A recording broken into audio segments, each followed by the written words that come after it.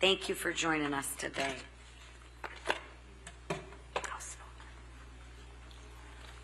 Well, good morning, everyone. I want to begin by thanking Speaker Johnson, Leader Scalise, Whip Emmer, and Chairwoman McLean for inviting me to speak here today about the major small business wins in our working families tax cuts.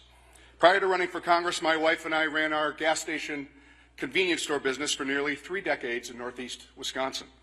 During my time in business, I learned firsthand how difficult it is to deal with overbearing government regulations and tax codes that cause financial hardship, stagnate growth, and make it very difficult to be successful.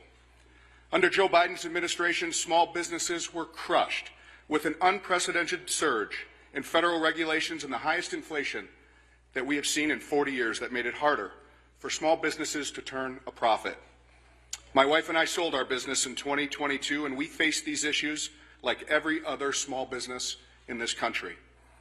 Thankfully, with the leadership of President Trump and House Republicans, the working families tax cuts will finally give small businesses across Wisconsin's 8th District the relief they deserve. One of the most important victories is making the 199A deduction permanent. In Wisconsin alone, more than 85,000 employers will benefit. This tax cut allows dairy producers and other small businesses in my district to reinvest in their operations, facilities, and in their workforce. Nearly 3/4 of people claiming the 199A deduction in 2022 had an adjusted gross income of less than $200,000. Simply put, this tax cut is for Main Street, not Wall Street.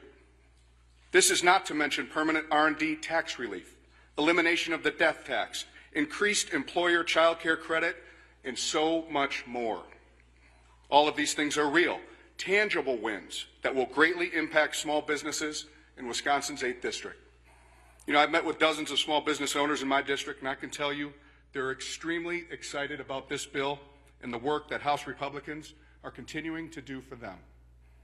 Despite constant fear-mongering from Democrats, which has been echoed by the mainstream media, the working families tax cut is a major win for small business owners and puts Main Street over Wall Street once and for all. Thank you. It is now my honor to introduce Kevin Kester, a 5th-generation California rancher from Monterey County, where his family has lived and worked for over 100 years. Kevin is very active within the industry, having served as president of the National Cattlemen's Beef Association, California Cattlemen's Association, and San Luis Obispo County Cattlemen's Association.